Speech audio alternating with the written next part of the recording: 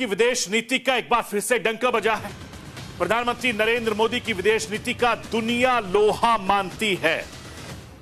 छोटे से छोटे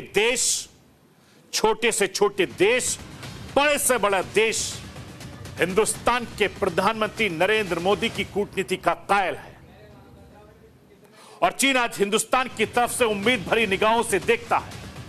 प्रधानमंत्री नरेंद्र मोदी जहां भी जाते हैं छा जाते हैं और उनसे हर कोई मिलने और बात करने के लिए बेताब रहता है। पिछले 10 सालों में प्रधानमंत्री नरेंद्र मोदी ने अपने 2 कार्यकाल में विदेश में हिंदुस्तान का डंका बजाने के बाद तीसरे कार्यकाल में उसे नए आयाम पर पहुंचा दिया है।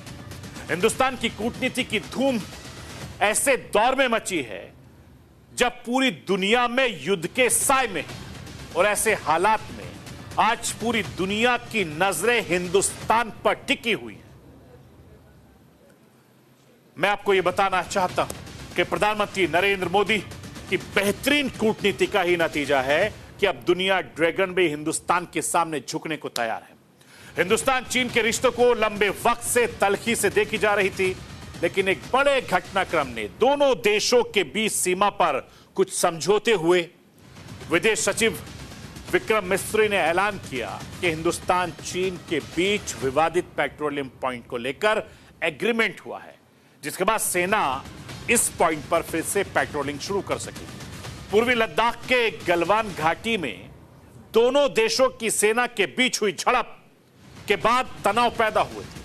तब से अब तक कई पॉइंट पर समझौते हुए। विदेश सचिव विक्रम मिस्री ने बताया कि यह एग्रीमेंट इसलिए भी अहम है क्योंकि इससे डिसएंगेजमेंट की दिशा में कदम बढ़ाया जा सकेगा। डेप्सोंग और डेमचौक जैसे संवेदनशील इलाकों में पेट्रोलिंग पॉइंट पर एग्रीमेंट के बाद हालात सुधर सकेंगे। विक्रम मिस्री ने दावा किया कि बीते कुछ हफ्तों से हिंदुस्तान चीन के डिप्लोमेटिक और सैन्य अधिकारी बातचीत कर रहे हैं। इसे लंबे विवाद को निपटाने के लिए कई मोर्चों पर चर्चा हुई, जिसके बाद दोनों मुल्कों के बीच समझौता हुआ। मैं राष्ट्र की आवाज के जरिए विदेश सचिव को सुनवाना चाहता हूं। सुनिए विदेश सचिव इस समझौते को लेकर क्या कुछ कह रहे हैं।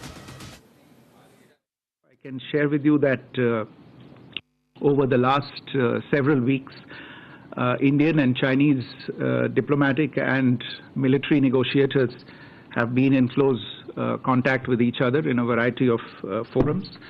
And as a result of these discussions, agreement has been arrived at on patrolling arrangements along the line of actual control in the India-China border areas, leading to disengagement and a resolution of the issues that had arisen in these areas in 2020. And we will be taking